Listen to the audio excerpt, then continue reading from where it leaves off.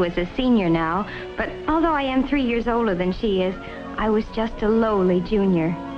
I'd been out sick for a long time, and then I'd gone to junior college. This real campus seemed wonderful to me, and it was such fun being with Eve again. Naturally, she had to show me around and try to bring me up to date. I was amazed that she wasn't engaged by now. She was prettier than ever. The number 1s are good. Let's have 2 of those, please. Make my number 3, if you don't mind. I don't see how you can eat so much so early in the morning. Are you on a diet by any chance? Of course I am, and you should be too. Every morning I exercise for 10 minutes. You can start right in tomorrow. Look, let's get this straight right now. You starve and you exercise. I eat and I watch you exercise. But it's really as necessary for you as for everybody else. Oh, cut it out. I wondered why Eve and I seemed different now, and I ended up by deciding that she was still the same attractive Eve, full of life, but a little self-centered and a little apt to push people around. I liked her as much as ever, but I wasn't so easy to push anymore. I didn't feel I needed her advice. Still, I didn't really resent it. Maybe it was that course in family relations last spring. I learned that it's a good idea to try to change yourself first if there has to be a change. Changing somebody else is practically impossible. Yet I must admit I was curious to know all about Eve, and she was more than willing to talk. Tell me about the boys you've met. You were saying something always happened. Well, whenever I meet a boy, I start asking myself, is he right for me? And I don't know, Mary. I really don't know. There was one you wrote about. His name was Alex, I think. Why did that fall through? That's just it, Mary. I don't know. I can't for the life of me figure out what happened. Take Alex, for instance, she said. I was down at Riley's one afternoon with the gang. I'd heard of him, but I'd never met him. He was a football star. I liked him, and he liked me right from the start. We found plenty to talk about, and neither one of us could figure out how we'd been on the campus for 2 years without ever meeting before.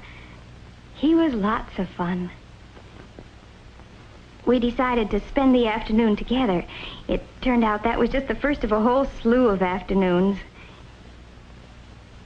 He was really sweet and, oh, well, just nice to be with. I guess I was a little proud, too, that a varsity football player was paying so much attention to little me. Well, as I said, Eve went on, we saw quite a bit of each other.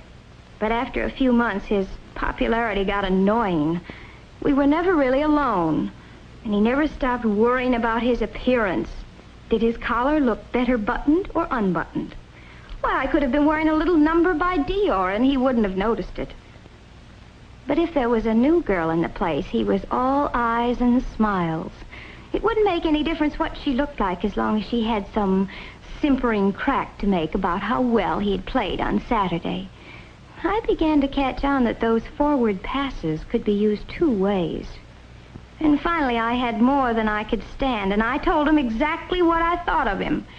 He didn't take it as well as he took compliments. Said I didn't appreciate the importance of his career.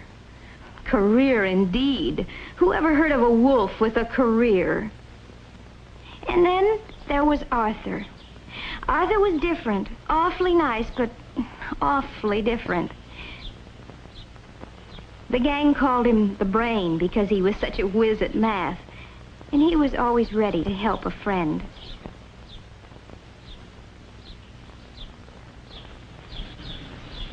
You're different from other girls. That's what you think. You're smarter. You're almost like a man. Oh, no, I'm very much the woman. I don't think of you that way at all. I don't get you at all. I know. You think math is exciting, but you really ought to get yourself straightened out. You'd be surprised how many things are just as exciting as math. Now, really, you don't think there's anything wrong with me?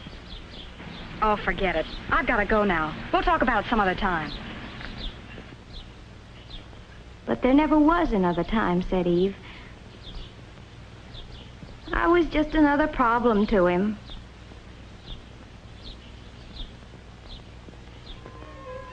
And then there was Steve.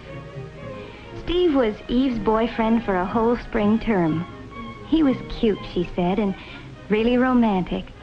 He had his own workshop where he made boats and things. Eve used to come by to pick him up after her classes were over. Come on, Steve, they're waiting for you. Oh, I don't know, Eve. Why can't we just hang around here for a while today? You can help me paint and we can listen to some good music. It'll be fun. Is that your idea of fun? I want to be with people.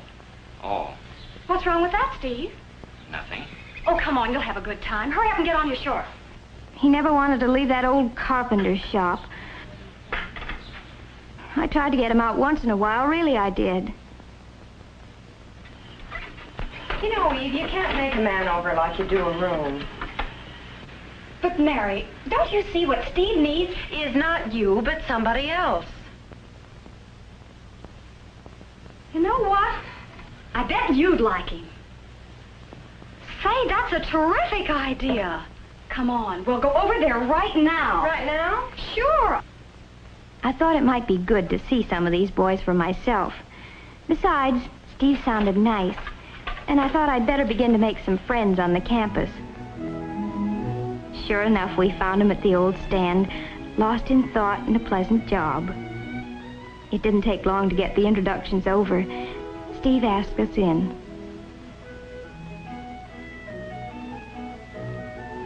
It seemed like a nice place with a real atmosphere of its own, but evidently not one that Eve liked especially. But Eve is like that, jumpy, full of energy. She never could sit still for long.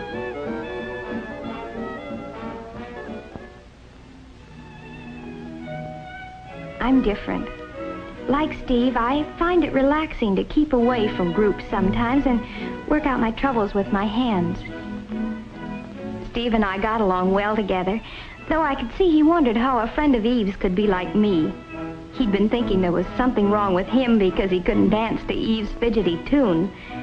As a matter of fact, Steve was not the boy for me either, even though I liked him a lot. It would be too much like spending time with a twin brother. We're too much alike. I told all this to Eve the next day when we had a riding date. It was Saturday and the classes were over at noon. Now you see what I mean, Mary? All these boys are nice in their own way. They all have something I like, but it's only one side of their character. But the something Eve liked about a boy can't be separated from the rest of his personality. I couldn't make her understand that, but I did stick my neck out a little way. I think it would do you a lot of good to meet someone you can't push around. You mean someone who pushes me around? No, I don't.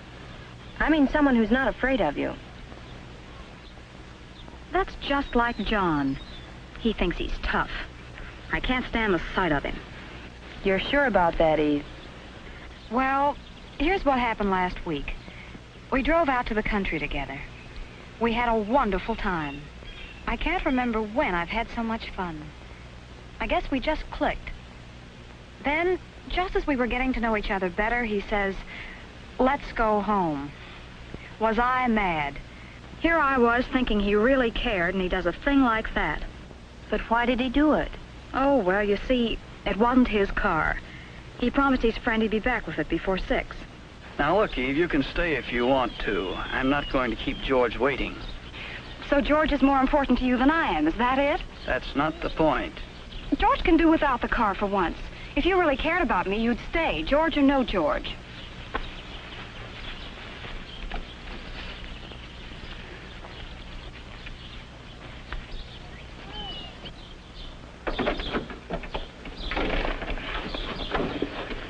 You wouldn't want me to break a promise, would you?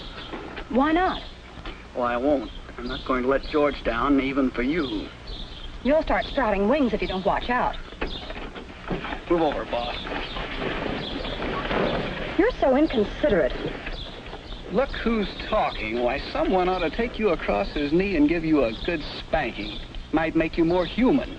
Maybe you're the one to do it. Maybe, but I doubt it.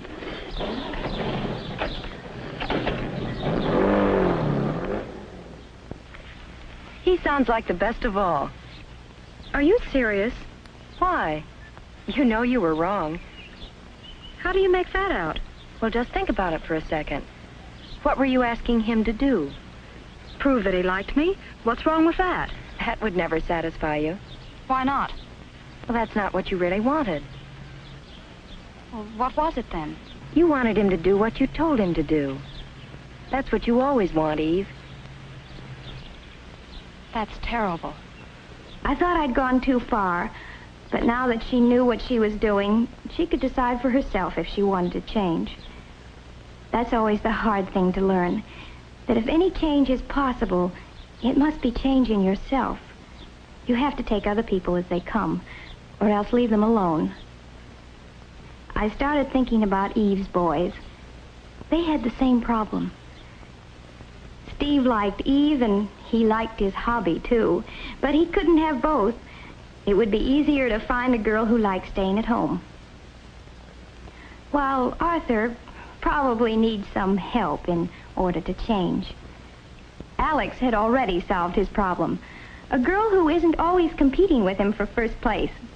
She's not as attractive as Eve, but she thinks it's wonderful that he's so wonderful. She's right for him. And John? Well, boy meets girl, boy loses girl. Maybe boy knows what he wants and on what terms. This girl doesn't know yet, but she's doing her best to find out. Every little experience, even the unpleasant ones, helps me know a little more about myself. And that's the first step. There are some things about me that I can't change. And those are the things that some man will have to live with for the rest of his life. So I'll pick him with those things in mind. I hope he'll do the same for me. We'll have to stay friends for a long, long time.